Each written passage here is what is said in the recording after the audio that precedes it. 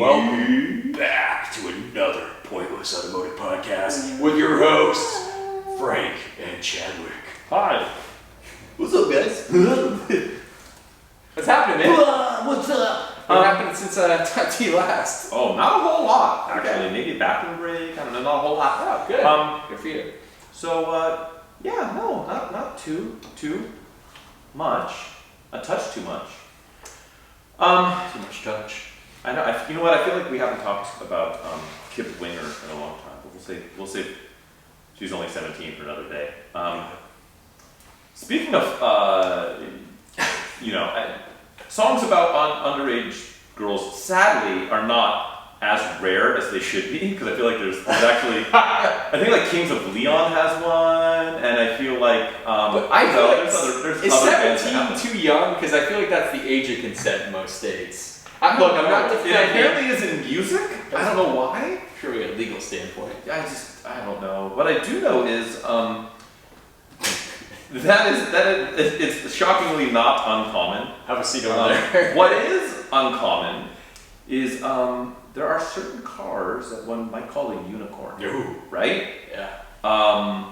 Quite uncommon. Sometimes they're mundane, but they've got like a unicorn's a horse. Yeah. Right? Except it's got a feature called a freaking horn coming off of its dome. It does. You know, maybe a really extra spicy one's got wings, like Pegasus edition. Okay.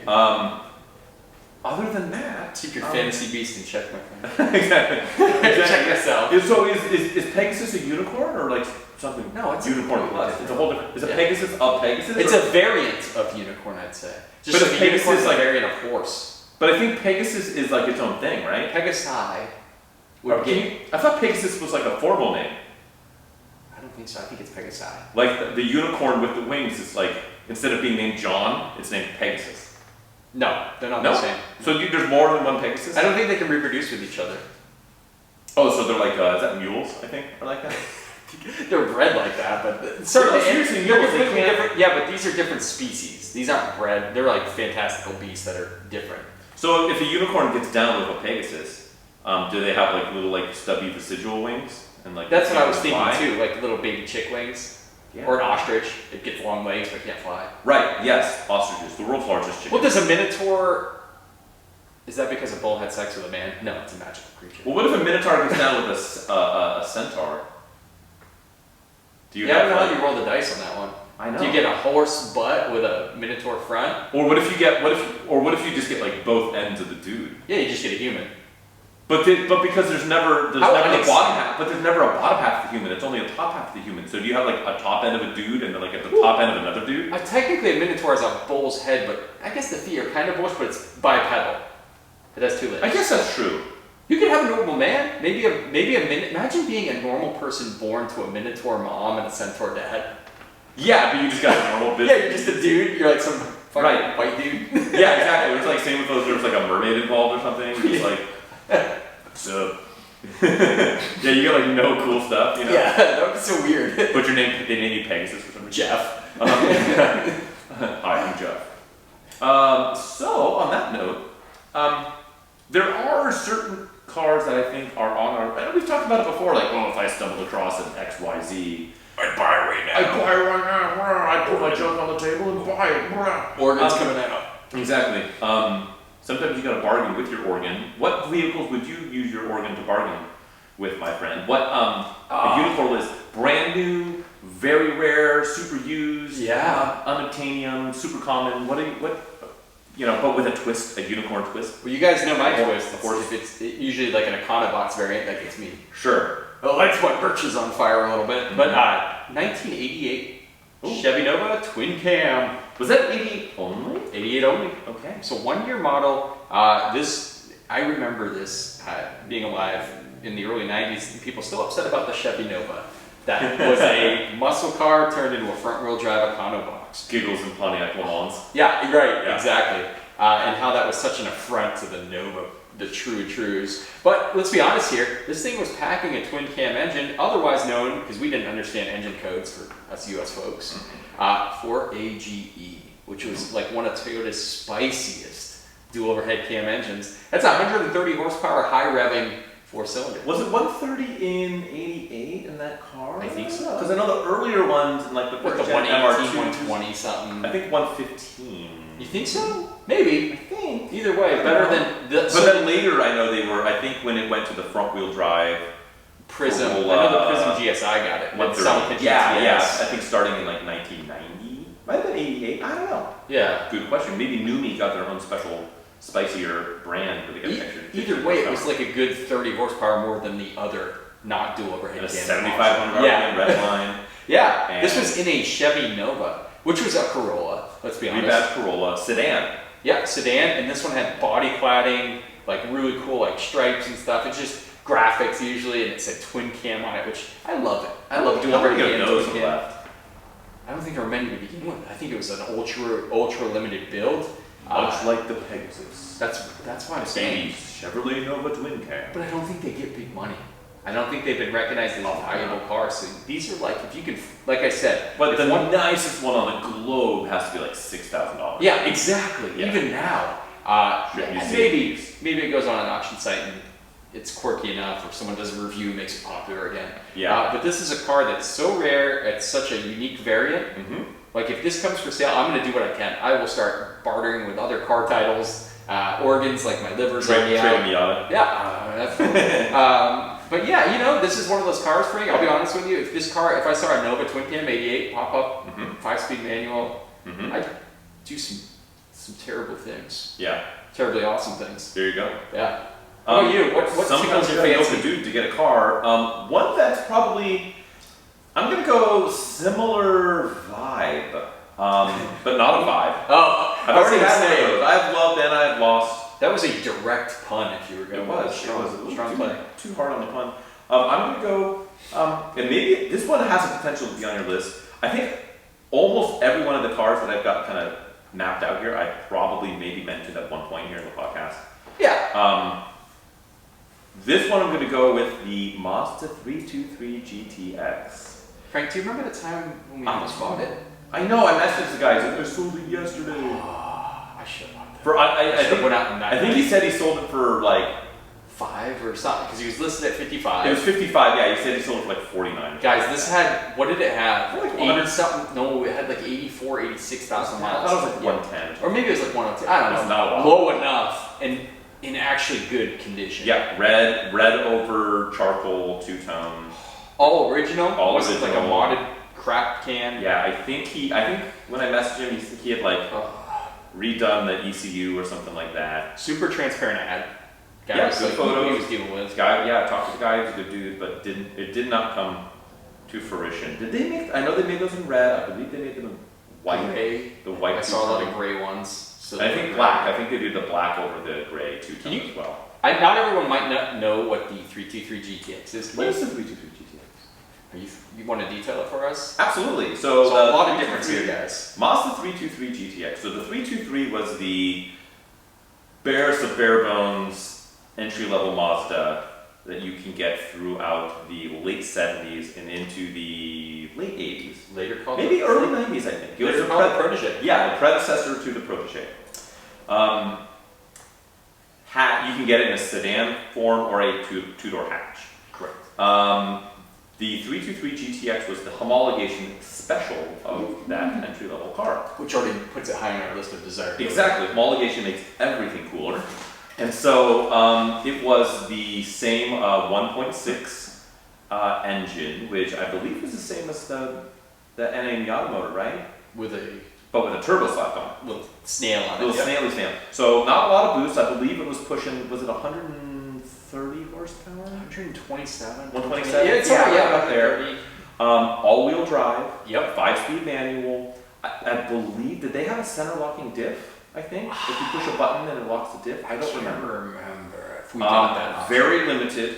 Very, yeah. Pretty well optioned. Like you get fog lights and alloy wheels, which rear disc brakes, which were kind of highfalutin on your standard 323. That's a huge Pretty deal. well built. Yep. Pretty reliable. I know the transmissions had kind of a rep for blowing up if you weren't nice to them. But the engine was solid.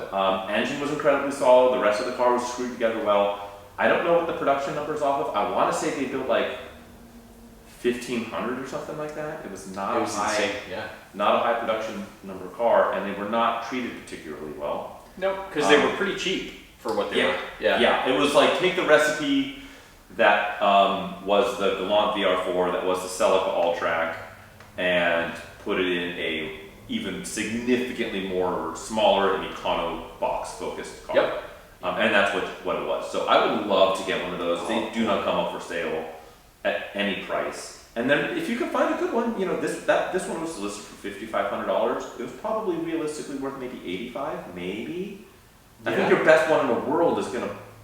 I don't think you're good. You might crest 10,000. I mean, if it's a museum piece, you will. But if you if you get a roughly like a well-maintained, immaculate paper trail 100,000 mile example, it's probably a $9,000. Yeah, 85.9. Yeah. So they're attainable if you can find them, and that's if with a capital I and a capital F. Like Yeah. They don't. God, They that just really don't bummed me track out. it. They don't track it. You know? I was not in a position to buy. I know I sent the link to you. I should have went out there and bought it that night. I really should have, man. Yeah. Oh well.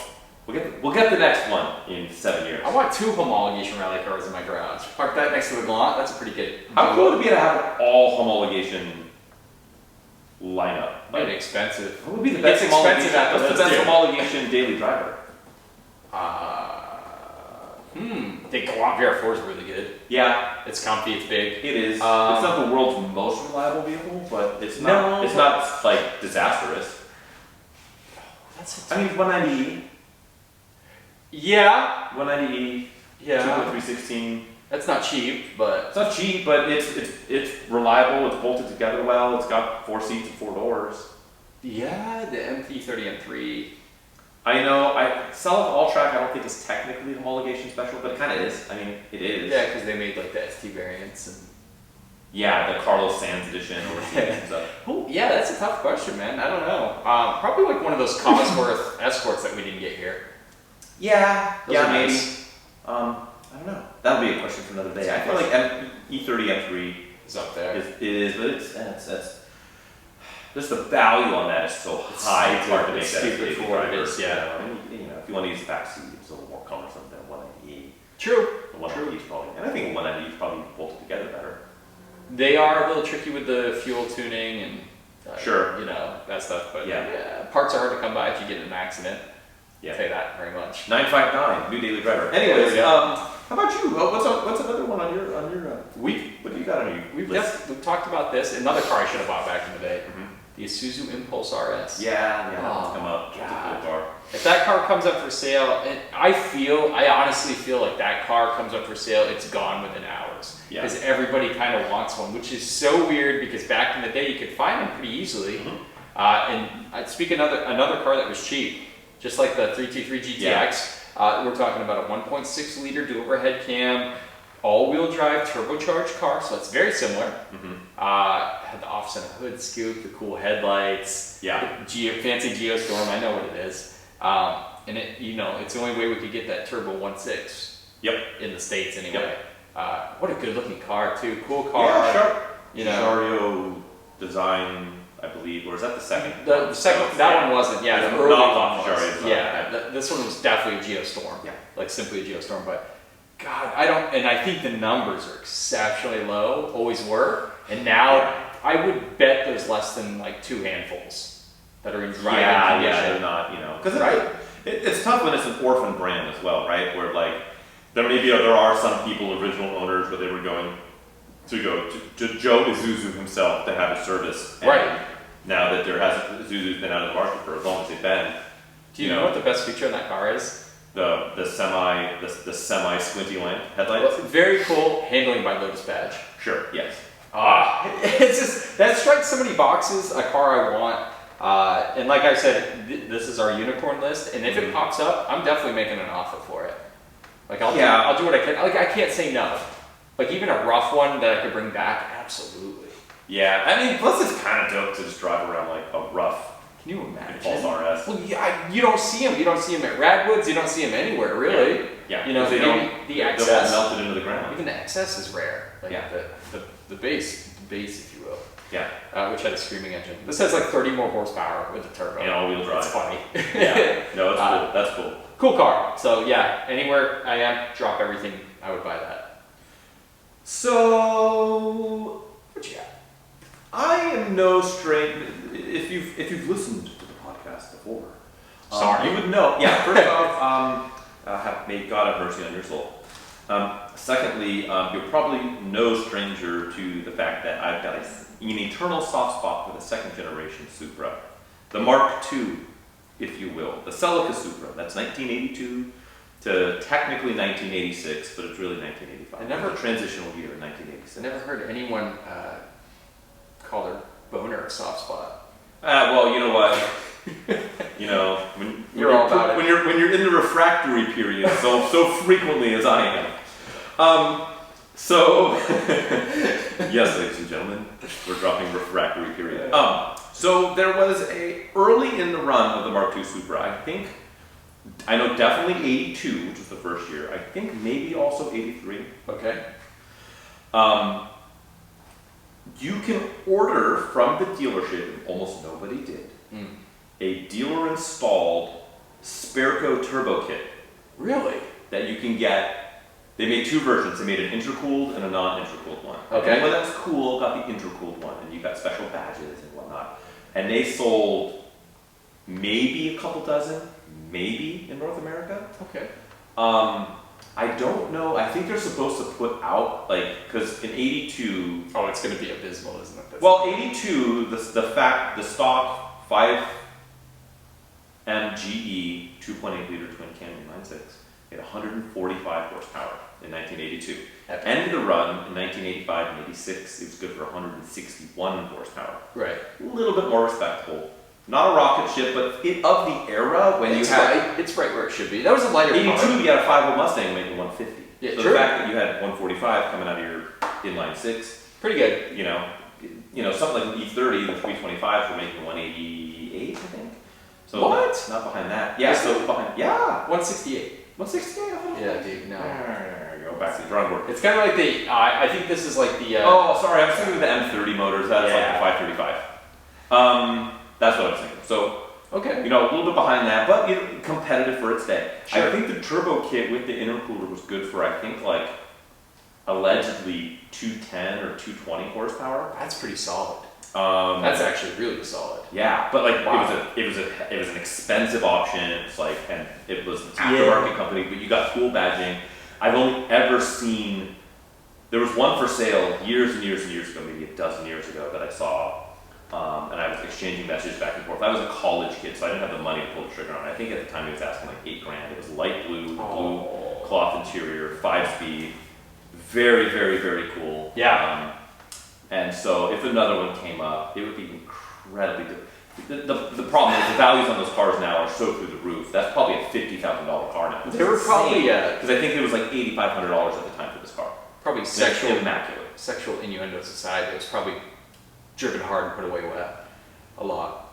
Maybe this car was so sparkling immaculate. Maybe It had this all one, the but I way think in through. general, when there's like a Yeah. affordable performance variant that added that much performance, And it's like a dealer installed aftermarket turbo kit. Used and abused. Like that's, yeah. it's pushing the boundaries of reliability to How begin hard with. is it to keep that thing OEM? Like I mean, sourcing that stock turbo. OEM, it's intercooler. relative because it's almost not OEM from the dealership, from the day you bought it. That's what I'm So, saying. So trying to source that to keep it like Yeah, as you're a game. Frankensteining it. Can you imagine? Yeah. Yeah. So I would, if I had the Sperco Turbo, Pretty cool. Mark II Yeah. Supra, Hell yeah. that would be dope because it looks the part. It's got some provenance. It's rare. It's quick. Yeah. That's the Sweet. thing. I put that on there. Another one, we mentioned it earlier. We were always talking about this car in an earlier episode.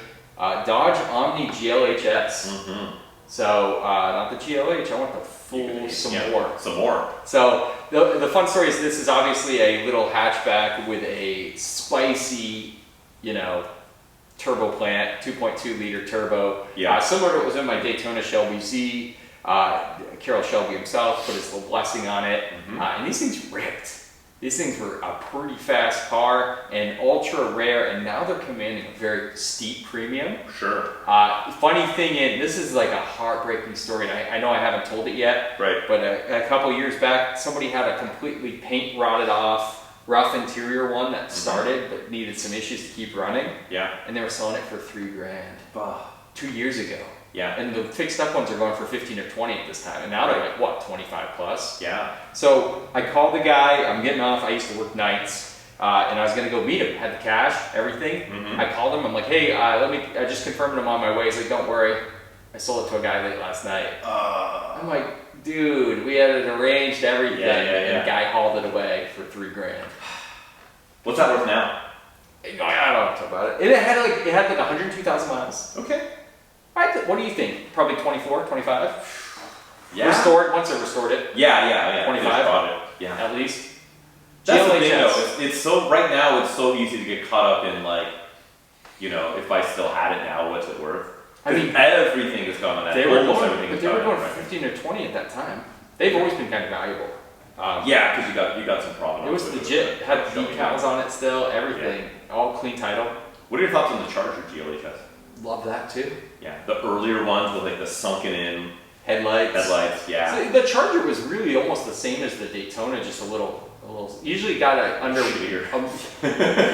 cheaply made, right? Yeah. Yeah, Usually had an underwhelming engine, but then they started putting that big engine in it. That one has the Daytona Shelby Z turbo engine in it. Yes. That 2.2, the Series 2, was really good on that engine. Yeah. The Turbo 2. Yeah. Yeah, that was used in a couple even, you know, other projects. It was like the Consulier, Yeah, but it was GTP, built. weird It had stuff. like forged pistons and connecting. Everything was like solid. That's right. Just the rest of the car around it fell apart. Usually, yeah. Especially the Chargers. Boy, they were cheap. Yeah. I like that car. I just love the looks. You know me with plastic engine or extra cladding around the car, and a cool turbo engine adds to the value, I think. Right. But that Omni, for some reason, because I love it, it's a boxy little hatch. That's a it's like that's like a it's traditional a hot truly hatch. aggressive shit box, insane torque steer, turbo lag, Huge badging, manual. and yeah, you know, big old rocker moldings on it and stuff. Yeah, those are- Shelby badges all over. Oh yeah, God, black dude. with gold. Yes. Yeah, those are cool.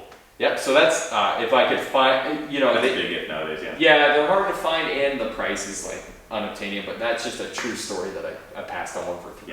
Yeah, boy. Not by choice. I had cash in my pocket. It's so hard to buy something like that now because everything is. Oh, you can't find them like They- that. They were so rare to begin with. Like everybody's already restored them. Once the value, that's what happens. Is like, yeah, you can find some shitty ones sitting in a field or someone's garage back corner. Yeah. But as soon as the prices start going up, they start getting rid of them. Yeah, and the more and more people are knocking on their door. And, Exactly. "Hey, Or someone sell that sees thing?" it. Yeah. You know, Yeah. go away, and then that guy that buys it just to flip it. Yeah. You know, so then God, that would have been. it ends up fun. overnight on Facebook Marketplace for $12,000. Exactly. Yep. Yeah, so I do, and we don't have to spend way too much time on our unicorn list, on our Pegasuses. I do want to go. How many more do you have on your list? Because I can just. I can drop a couple, but you Okay. want rapid fire? Yeah, so I've got. I wanted to. One I said before, and it's close to the Mark II Supra, is an MX 60 series Cressida with a 5-speed manual. Yeah. Because it was like their sporting like sedan. It was Toyota's 5 Series competitor. Yep. They had all the 5 speeds came with electronic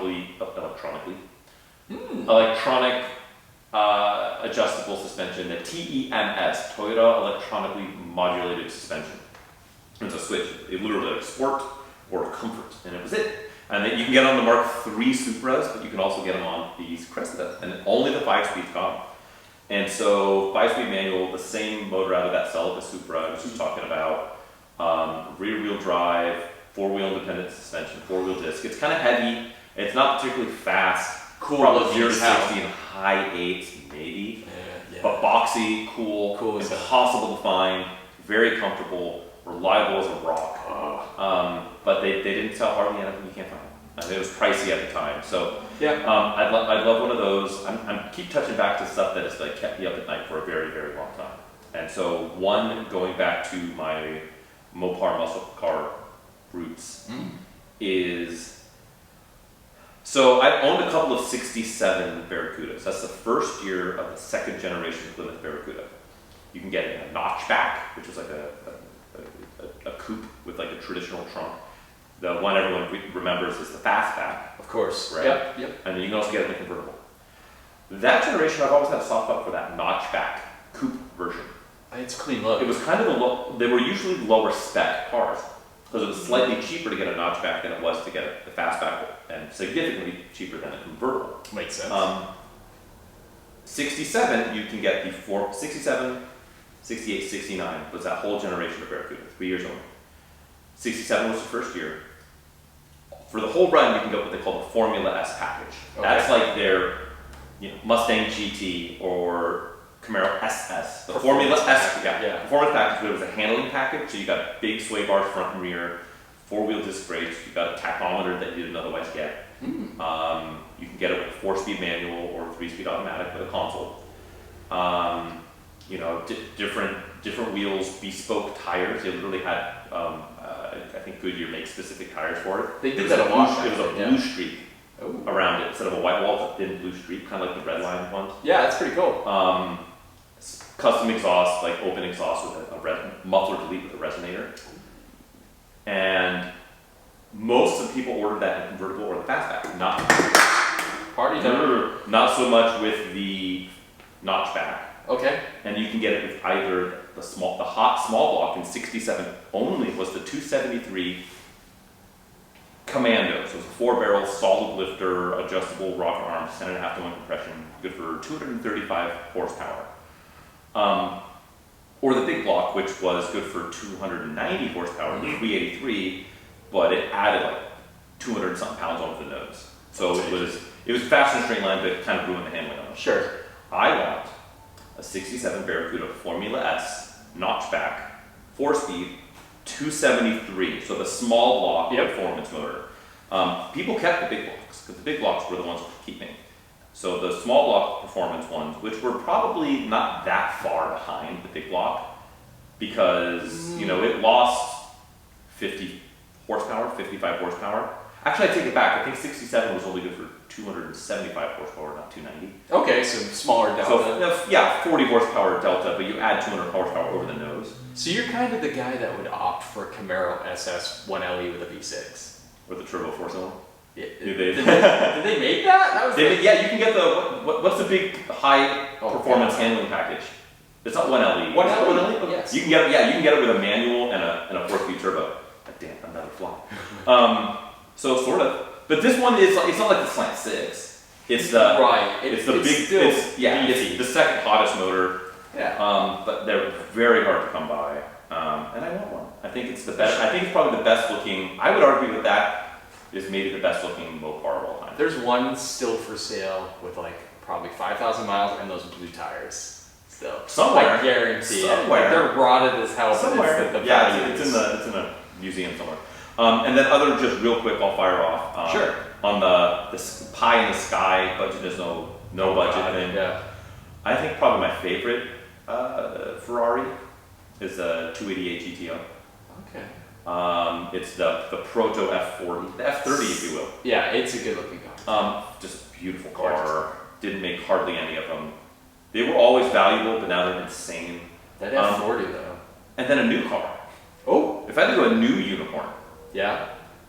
I really want a Polestar 1. I can't afford it. They're not making very many of them. Yeah. God damn it, that's a good car. It's a good car. I feel like it's incredibly pretty. It's incredibly livable. That would be my new. Looks like $155,000 for. Looks like a concept car. It does, and that's a car that will, assuming you can keep it on the road. Right. It will always be worth something. Yeah. Always. I agree. So it might be 150 now, but what's the floor on that car? 100. Versus now you go buy a well optioned Q7. Sure. Right. Whatever the new Infiniti is SUV, it'll lose $50,000 in 4 years. It'll lose more than that. So appreciation game, I think it could be a good play. Not my game to play. What games would you like to play? What's the last on your game? Just a couple quick ones.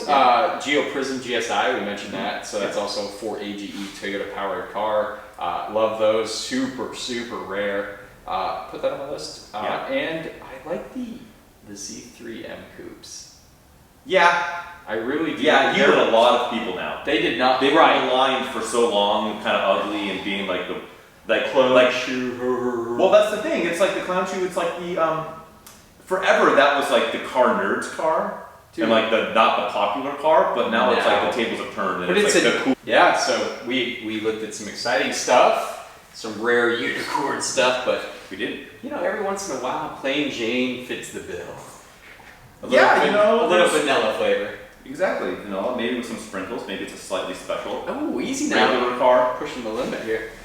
So yeah, I mean, we're probably guilty as anyone else is. Every once in a while, we like to, I guess, dip our feet into the plainer, the more mundane side of things. Yeah, less exciting, right? Right. So, why don't you start me off with an example of a very plain car, Frank, that you, for whatever reason, think is an amazing car, something you'd like, or something you have liked in the past? Can I just point to one? Yeah.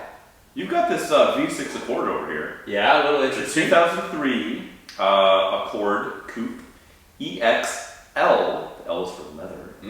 Or luxury, I don't know. I assume it's I think it's leather, yeah. Probably the same thing though. Exactly. Rich Corinthian leather.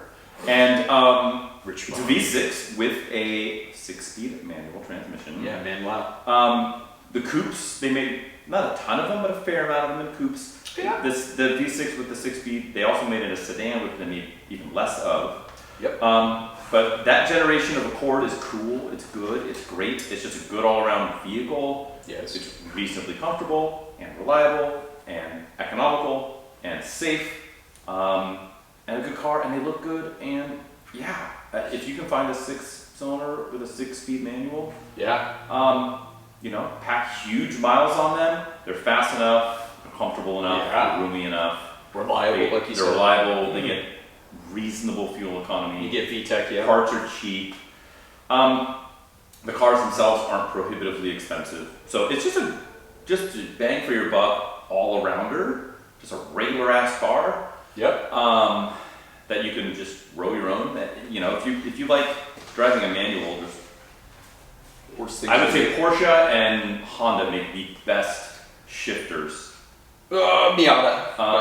Yeah. The Miata's the most direct. I mean, it drops right in the freaking transmission. There's a little turret at the top. Yeah, so There's not much like there's that. like a 4+3 Corvette. Well, maybe not. That's a transaction car, but you know what I mean. Like there's some like T10 rock crusher. Yeah. For Either way. non-Miata, those two are good. Yeah, so really good. That is a really mundane car that I'm a fan of. I think those are good, and they're Kind of historic too, because 2003 was the first time you could ever, in the history of the Accord, get a V6 with the manual. It's pretty damn awesome. And not the last time, because I think the generation afterwards, which I don't like as much, I think you can also get a 6. The new ones you can. But not the V6. They're all turbo The force. power of a V6, but Yeah, not the same torque and growl and torque steer. it's cool. It's super cool. I'm with Not it. that I'm a big V6 fan. That's another episode waiting in the wings. But yeah, V6 Accord.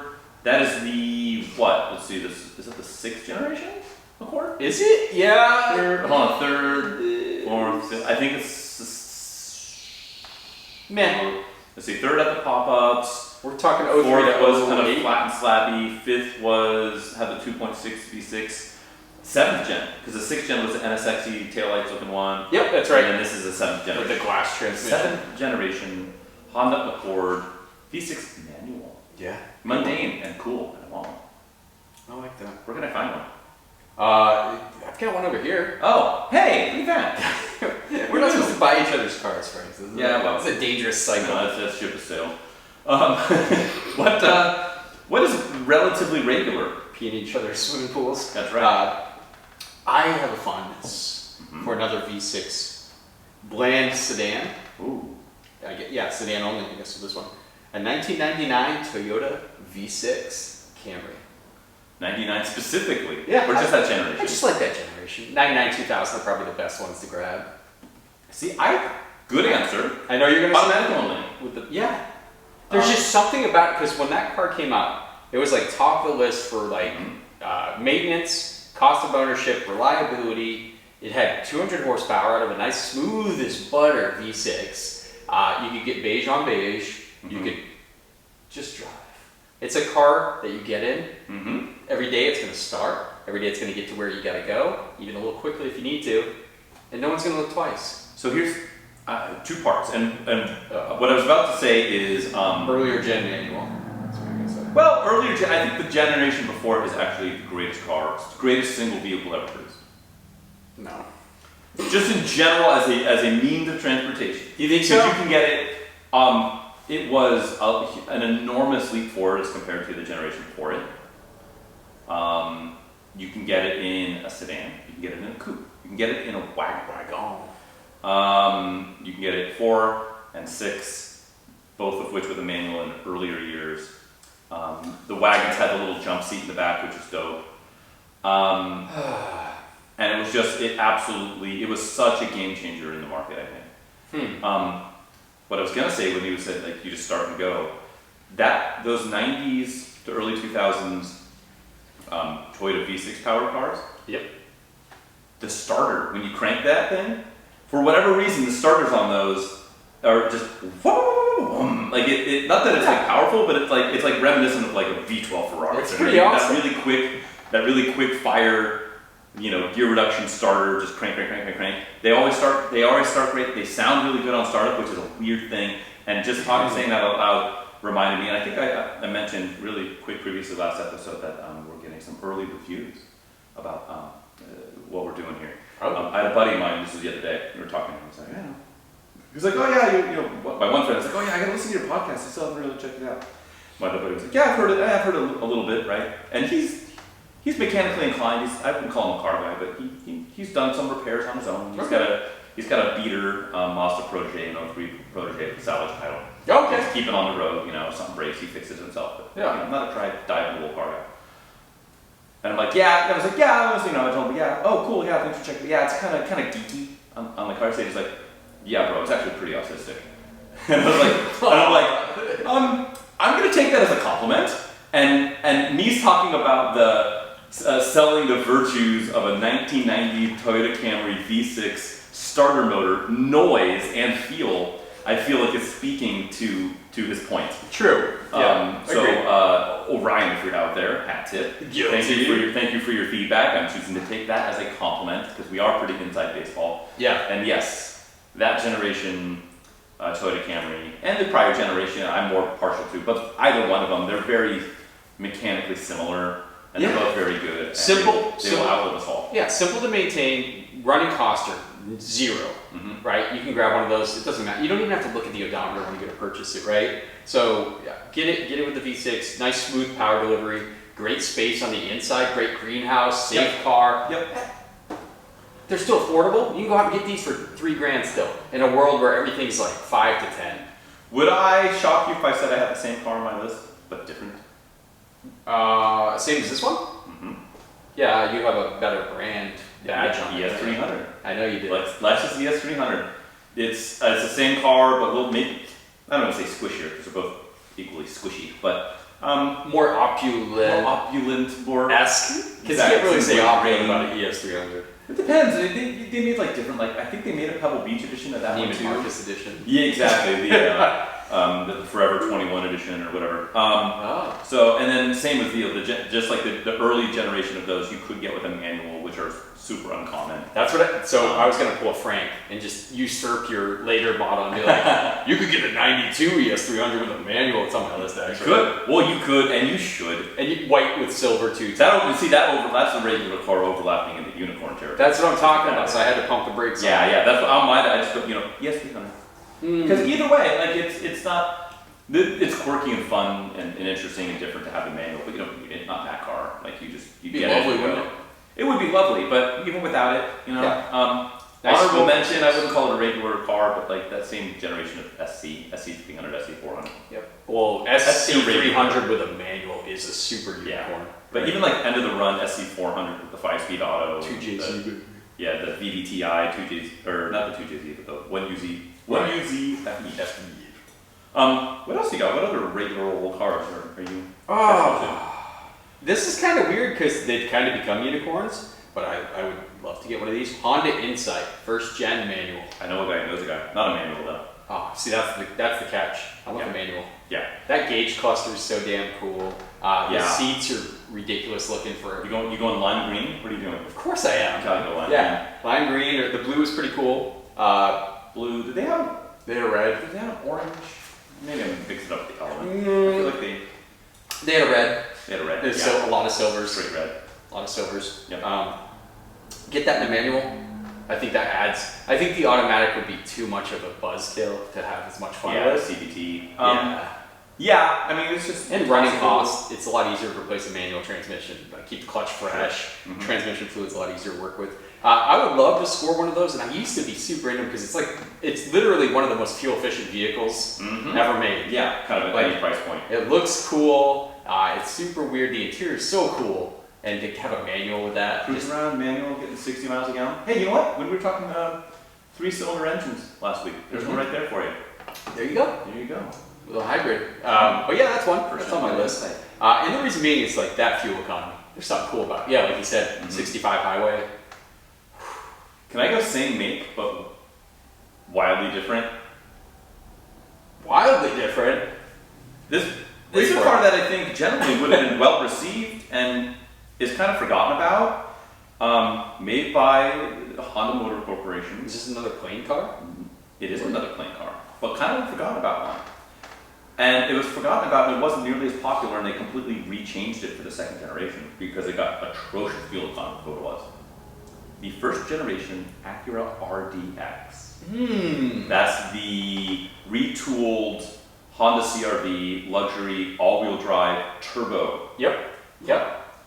Which I don't remember the specs off the top of my head. I want to say it was like a 240 horsepower. Now they all didn't have turbos. Every one of them in the first gen. They were all turbocharged. They all had SH all-wheel drive too. I think on launch they were all-wheel drive. I think maybe later down the line you get just all-wheel drive, but they were all only the 2.3 turbo that they got and the more I think of it, I think maybe they were all-wheel drive. They got brutally bad fuel. No kidding. That's why they sold some of them, but they weren't really well regarded because it was like 2.3 liter. It was the first turbocharged motor that Honda had done in a very long time. Yeah. And I think people were averaging like 16 miles a gallon out of them, which is compared to. So it's a smaller vehicle. But it's compared to like anything else. Like a leather-clad CR-V was getting not double that, but it was probably maybe 28, maybe 22 if you kept your foot buried in it at all times. That's challenging. And you're babying this RDX against 16. Like it was notoriously poor fuel economy, but decent performers. I thought they looked good. They look cool. The build quality is high. It looked a little off-roady almost, a little like they had the bigger wheels, the bigger broad 5-spoke wheels, and you don't really see them anymore. Okay. And if you they're just like kind of driven. They aren't cared for. It's just like a CR-V. Never came with a stick. They're all automatics. I think 5-speed automatic. Imagine if it came with a stick, that'd be a little bit of an enthusiast option. I think there might have been like I don't know if it was a dealer installed like HPT performance option where like it bumped the boost up and it bumped it to like 270 horsepower or something like that. I had HPT once. I got it cleared up pretty easy. Yeah. They just like sound some pills down your ureter. Topical ointments. Exactly. Oh, this is far from topical. Oh god. They're going right down the chute. It's not topical if you eat it. Well, depends on what you eat it with. So the first gen RDX I think is cool. I haven't looked at one. And you know what? The other equivalent of that car, which you don't see on the road anymore, that I understand they were wildly unreliable. Remember the Mazda Cx-7? Yeah. It was the same formula, a little bigger. It was a turbocharged all-wheel drive, 2.3 liter motor. Those were so killed transmissions. They were kind of ugly. They made like bubbly. They had a cool like burnt orange one. That was cool. I did not like them. The interiors were they looked like a Mazda Speed 3 interior. Yeah. They kind of looked at two-tone. Yeah, the cloth leather combo. Yeah. That's when the RX-8 was out. Man. I kind of want to see now. I haven't looked at pretty Automotive cool. forever. I kind of want to dig Dude, if they came in a manual, I'd be all about it. I imagine somebody somewhere makes some like you do like a or just like a tune and a downpipe and you're pushing like 350 horsepower and you've got like this like sleeper blowing the axles off every time you launch. Yeah, that's fun. Just neutral drop in. How about we keep it same brand and I pinch the top of the H. Okay. Acura Tsx First Gen with a I've got that on my list. First Gen what TSX. A great car. Killer car. Amazing. Nearly 200 horsepower, 4-cylinder. You get one of the best 6-speed manuals, smooth as butter, decent brakes, decent looks. I think they still look real good. Interiors, Handsome. like the cup holders and stuff failed. They weren't the best built. It was Acura's cheapest product, I believe. It was. Right? It What was was the RSX? The RSX was a little cheaper, maybe. Yeah, RSX, I think they killed off the RSX in 06, I think, was the last year of the RSX. Does overlap. They overlap, yeah, because I think the TSX was 04 to 08 for that gen. 03 to, I don't know. 03? I think 03 it was or 03. I can't remember. Yeah. It's the Accord Euro R. It is, yeah, so it's the European market Accord. Little K, which, we're too fat and wide over here, so over here we've got our own special Accord that's way bigger. But it's the European Accord. Had a K series VTEC. You get that K24 VTEC with a 6-speed. Not extremely fast, but fast enough, fun enough. Yeah. Good fuel economy, good build quality. When we were in out. college, my wife's not then wife, my then girlfriend. Your then wife. Exactly. She had a 240,000 mile 86 Accord hatch. Okay. That it was long in the tooth, and so we ended up getting a replacement. I traded it. I gave it to a friend of mine who she traded me a pair of hiking boots and a really dope backpack for the car. And so we were looking at replacing it. I was looking for one of those. This was like right as we were about to graduate college. It was just like TSX, like great car. Get a gently used one at the time for like $8,000. Yeah, for like an 04. Great car. Good car. Yeah, that was on my list for sure. I do have another mention now. Okay, I got a couple other mentions, but keep them coming. Because Yeah. my last two that I wanted to mention real quick are Related? no, they're not related at all. Okay. They're regular, but they're like 2-doors, so they're not like hyper regular. Okay. So mine is a quick mention for like little get-around pickups. Ooh, okay. So like the Mazda B2200. Yes, and that was still Mazda powered, right? B22. That was, yep. The B23 was the Ford Ranger. The Ford Lima, yeah. Yep. And then Mighty Max by Mitsubishi. These were pretty common, and they actually were super popular because before this time, What about Japanese Ram trucks, 50? same thing. Yeah. D50 The D50, Yeah, Ram 50 D50. and D50, yeah. was the I Mighty think Max. depending on the Yep. yeah. These are like Japanese trucks before Japanese trucks were like, they were laughable. But then people realized, man, this is like a little get around, fuel economy, great parts store going, pick some stuff up at the hardware store trucks. And there's something about like how simple, like you had a bench cloth seat, you had a 5-speed manual. What about Chevy Love and Ford Courier? A little before, yeah. Well, yeah, there's like the Frodo. You mean the Isuzu Chevy Love? Yeah, exactly. Isuzu Pup. But these were great. You can get these like fuel injection later in their lives, and little peppy 4 cylinders, 5-speed manual bench seat. Don't even need a crew cab, just regular bench seat. Throw some junk in the back. I love it. It's simple. And those That's all I Mazda got. B series, they had those really cool like broad graphics down the side. Oh yeah, and the Mighty Maxes had just that Mitsubishi symbol on the grill just still looks so cool to me. Yeah, especially the earlier ones with like the slightly like shorter, like squintier grill, like the nose came to a tiny bit of a point. Kind of, yeah, definitely boxy, squared off. Every angle was just like a 90-degree kind of cut angle. It's just something simple about a truck that's that easy. Yeah, Just a simple car. those are cool. Yeah, man. Honorable mention on my end, they're border on irregular, but for a long time, the first gen Audi TT was a very regular car. Yeah. Everywhere, Wow. and they're still kind of underloved. They've aged well. They've aged incredibly well. I think if you can get one of those with a manual in it, I don't care what the spec is. Gotta have Quattro then. Yeah, the Quattro got you the hotter motor too. Yep. Those are really cool. And then another little 2-door car that even still is not commanding a lot of money and is kind of pretty well overlooked. The Bmw One Series people like. Yeah. The 128 with a manual. Dude. Nobody looks at those. Did you look at the prices on them? I think they're pretty. They're not that high, right? You're talking 12 to 15 now. Really? Yes. I haven't looked in a minute. And like last I looked, there's like you can get like you can get a nicely spec'd out one with a manual for like $7,500. Not anymore. You lost it, man. 128, and if you get an M Sport with a manual, you're talking like 15 to 20. Really? For real. Boy. Yeah. All right. Well, Sorry. Oh boy. There's automatics for around 10. Yeah, even that's too much. I think. Oh, lightweight inline 6. I'd rather just. Well, at that point, I'd rather just get it. How about this? Well, I was gonna At that point, say. I'll just get a Ferrari. No, let's get an E46. E46 sedan with a manual or something. Yeah, like if For you can, 10 grand for like a really nice one, even just a 325. if you can find one with a ZHP. Yeah, but you don't even have to do that. You know, just get like a low spec coupe with a But manual. for that price, you're getting a ZHP though. I'm saying. Yeah, for 10. Right. For 10. CHP, Yeah, irregular. don't look it up. Don't look up 128. Boy. I don't know. No, I'm gonna be too busy searching for an RDX. So cool. RDX, and then find some like ridiculous tune and like downpipe to add an extra 100 horse. And your transmission's just gonna. It's okay. It's fine. It's all good. It's okay. That's my cross to bear. Speaking of crosses to bear and things to do, Subaru Crosstrek, final answer.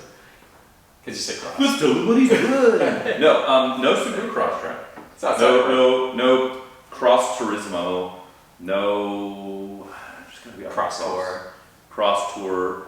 Ooh, what's the Nissan Murano Cross Cabriolet? Oh god. Those became funny because like they're so hideous. Oh yeah, they're notorious at this point, and that's a car that like will always be. People will always ask a lot of money for it, and it's completely unjustified. Absolutely. Because there were people that like ironically spend money for them, right? And then there's still people that are like in their like late 60s that will unironically spend money. You can get them in that purple, like the Mazda Cx-7 came in. It's just.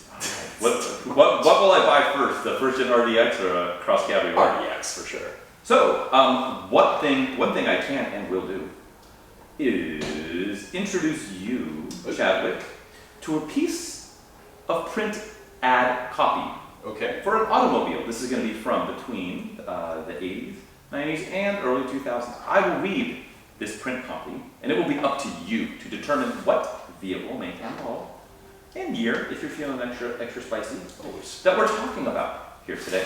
All right. You'll get 3 guesses. Just 3? Just 3. After each guess, if you would like a hint, you may request a hint or ask for clarification, and I will provide that to you. Okay. Are you ready, my friend? Let's do this. Okay. So this has the top 1/3-ish of the ad, shows the rear 3/4 image of the vehicle. It's a good angle. It is red. Oh. It is at maybe a downward sloping angle of about maybe 20 degrees. Is that a yoga move? Kind of. It is slightly downward facing dog. Okay.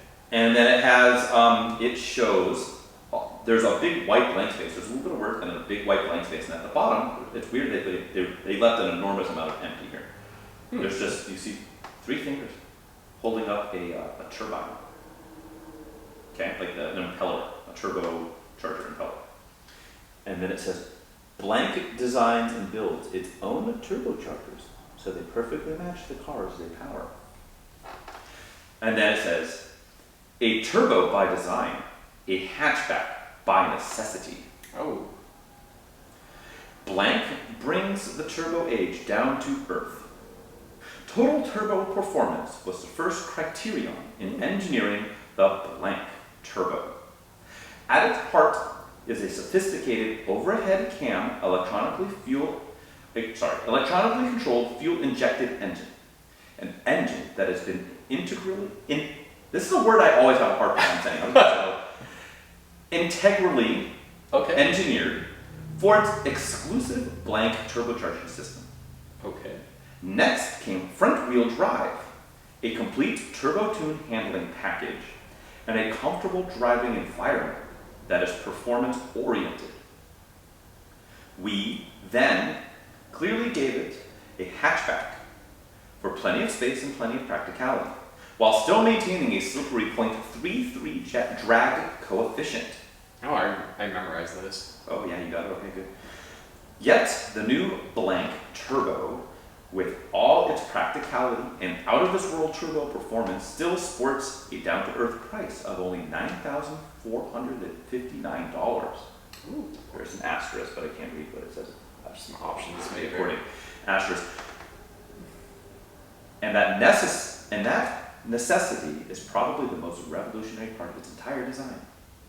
Blank also comes in 3 other models with a new 2-liter MCA jet engine and an electronic fuel feedback system for improved performance and efficiency.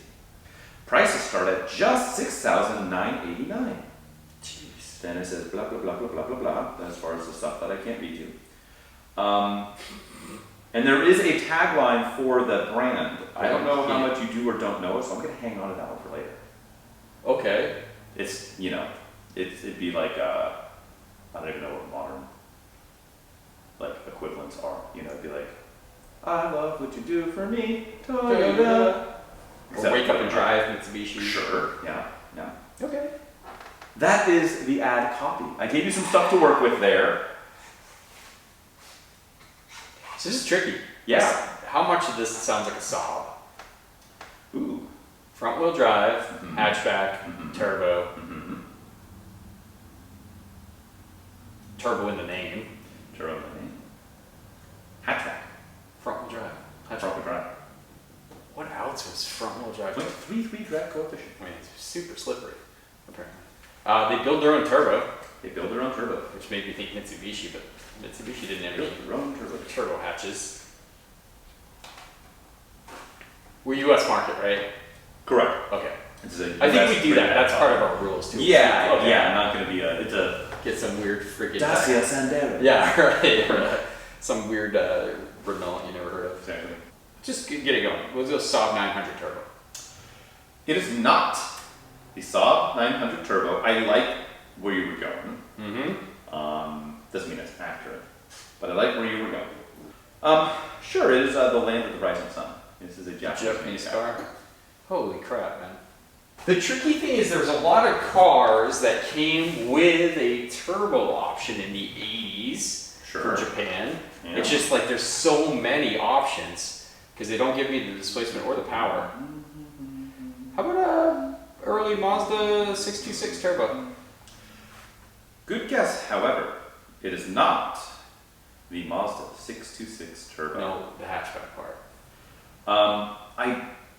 I know they made a hatch 626. Yeah, but oh yeah, because I don't it know was if they more did of that a turbo. it was more of a fastback too. Right. Wasn't Yeah. it? They made a traditional. They made a traditional They did. They put it in the Mazda. sedan, and then they had a hatch version. The 626 and the MX-6 both have that same engine. Yeah, and you can get both as a hatch. So yeah, so it's not. But it is not the Mazda 626 or MX-6. I will give you a little bit more. I will give you that it is not a Mazda product in any capacity. Well, those were my two choices because there wasn't an MX-3 with it. Is this one of the bigger Japanese automakers? I mean, yeah. The big ones being Honda, Toyota, obviously. It's not Daihatsu. if Not that's what you're Daihatsu, asking. not a Isuzu, not Suzuki. No, Okay. no. They are still producing vehicles to this very day. Still around. Big. Zaibatsu-esque corporation. Hey. God, they would have said dual overhead cam though, right? Or is this a situation where they might have left that off? Overhead cam. At its heart is a sophisticated overhead cam, electronically controlled, fuel-injected engine. Oh, we were talking time period? I asked like more today. They are still producing vehicles Yes. to this very day. Okay, let's do it. I think it's they should have written dual overhead cam. Mitsubishi Eclipse GS, the earliest iteration. So 1990, 89, 90. That is not correct. Damnable. You did sluice out the manufacturer. So it's Mitsubishi? It is Mitsubishi. I'll just give it to you because that was guess 3, correct? Yeah, I'm out. Stumped. Mitsubishi brings the turbo age back down to earth. We are talking about the 1984 Mitsubishi Cordia Turbo. Dude. You don't remember the Cordia? No, that was. There was one in my neighborhood growing That up was- and it was well, sick. Because all I could think of, I was thinking of Stereons and stuff, but those are rear-wheel drive. Those are rear-wheel drive. Cordias, how many Cordias did they sell in the US? That's a fabulous question. I don't know. There's our ad. Dude, that car is so freaking rare. Well, that's what we traffic in around these parts, right? Okay. I thought, That was a hard one. it was difficult. Yeah, the Every single turbo one. Saab was pretty much, although I think were those 2 liters? Or were those also You 2 didn't say the displacement, my friend. available 2 liter? But I guess that's what. yeah. That's why I didn't know if that was like something that maybe got dropped or. I found somebody selling that exact ad on Facebook Marketplace for Mitsubishi Cordia. I don't know if we were a market for that car, dude. Boy. The Cordia? Not many of them. I think we only did it for 1 or 2 years, if that. I think we sold them through the late 80s. And they didn't make the 90s. I think 88 or 89 was the last year of the Cordia. We'll double check. Cordia facts coming Let's do at some you. PCP to We celebrate should. this. We should have used Quick, so like super quick PCP. Yeah, we should. So I'll just fire from the hip. I got some work done on the little sandbar bin. Ooh. It is now fully photo booth equipped. The Super Nintendo in the back is working. The flat screen is flat screening. The photo booth is boothing. It's printing out images. It's taking photos. I have a Tamagotchi now hanging from the rear view mirror. Have you fed it recently? No, it's actually been sitting in the sun, hanging from the rearview mirror. I don't know. You if gotta be that's careful of the LCD screen. good for the Tamagotchi. It's okay. It's a modern repop. It's not an original. Oh, okay, gotcha. Original Tamagotchis are shockingly Insane. expensive. Yeah. $250 in the no. So drove it around a little bit, did some photo work with it, did some video work with it, and I'm hoping sometime this weekend I might try and crash the local brewery and set it up and get it running and have people run through, and I can hand out pogs for the business cards. Dude, that's gonna be fun. And have it ready to go. So I didn't have to do a whole lot mechanically. It just, I did some wiring. I hardwired in a battery tender, so when I have it set up, I'm not killing the battery all the time and all this stuff. So it is photo booth out. Very cool. I've been driving around town. It gets all the attention in the world. Yeah, as one would think from Yes. a van that it looks. When you look at it, you think it's huge, and then you stand next to it. Oh, you're it's like, hard. Yeah, like the scale is baffling because it's just like when you see it in photos, you're like, oh yeah, that looks cool. People think it's like a Delica, but a Delica is like double the size of this thing. way bigger. And it's strangely skinny because it's only like 51 and a half, 52 inches wide, which is nothing. So yeah, that's my project car progress. And then maybe by the time this thing goes live, I should have the website built. So if you're hearing this now on the internet airwaves, visit themicromachine.com. And there will be a website launch. There's the Instagrams and all of the things. So follow along and check it out. That's what I've been up to. Very cool. How about you? I've been tearing into this Accord V6, which is a plain car. The regular cars, It's yes. pretty cool. V6 manual coupe. So basically, it was leaking out at the top of the intake manifold. Okay. There's a couple gaskets built into this car. There's like a top plate, and then there's the intake manifold gasket itself. To do the valve cover, it makes it a lot easier just to pull everything, and that's how I am anyway. This car has 219,000 miles. So intake manifold, both valve covers, front and rear, came off. Every single valve cover seal, the little spark plug tubes, the little bolts you put down, and then intake manifold, throttle body gasket. So that was a fun little day. Yeah. Or two, just tearing everything off, putting it all back. I also did the transmission fluid when I was in there. Cool. Air filter was pretty easy to do. Wasn't that bad. This one was full of dirt, man. Like I dropped it and it was like a sand pit. Rally edition. Wasn't that weird? I've never seen one that full of sand. Yeah. So interesting. But clean that out, and then new spark plugs. So put some Denso iridiums in there. This thing's gonna rock and roll, and engine's all back in the car. So pretty cool. Good preventive maintenance. It shouldn't leak a damn thing, because these are notorious for that rear one. Usually it's always the rear. The valve cover starts leaking down the back of the engine. So I mean, it makes sense. It's up against a firewall. Heat doesn't have a far way to go. It's out of the breezy front end. hard to see it too. Like there's no accessibility. Yeah, hard to see it. It'll bake back there, and the seal will dry out quicker than the front. So it stands to reason. So that's all future proof now. So also the best job I did was not doing the timing belt. Like bought the timing belt, water pump kit, ready to do it, and then I realized there's a damn sticker on the hood. Yeah, It says it was done in 2019. Yeah, right near the warning. It was an orange sticker near the warning, so it looks like they used Gates, I think, uses the orange. There you go. Yeah, how funny is that? Because I did notice that it was done last in 2008, which is a long time ago, and the serpentine belt looks 2 years old. Yep. Go figure. And then you find the other sticker, and lo and behold. Great. So, fun. Got an extra timing belt, kid. Holler if you need one. There you go. That's all I got for PCP. Pretty good progress. Pretty good project car progress. Yeah, so we're all moving ahead. As are we. We're deep into the 20s now, I think, with the episodes here. Double deuce, right? That's right. Triple deuce, or 2-3 now. I don't know. Who's counting? Who knows? I can't count. But if you are counting, thanks for doing that. If you're listening, thanks for doing that. And we count on you for tuning in. It is, yeah. So tune in next week for a lively episode. Who knows? I really think we're getting to the point we gotta get some guests or something in here. Sure. Get up here soon. You're a little stale in here. Exactly. And then we'll get to quiz a stranger, and it'll be great. Oh. We might have to pull some punches. Maybe drop no Cordias on people. That was still cool. That's a work crime in some places. Dropping a Cordia on there. We go. Topical. Perfect. Well, thanks for hanging out, guys. You know where to find us on all of the podcast searching things on Instagram at APA Podcast. Chadwick, where are you? You can find me at the Auto Obsessive Garage on YouTube and Instagram presence. Yep, same media options here, except I'm at the Photographer's Garage. Thanks for hanging out. We'll see you again soon. Yeah, thanks a lot, guys. Take care.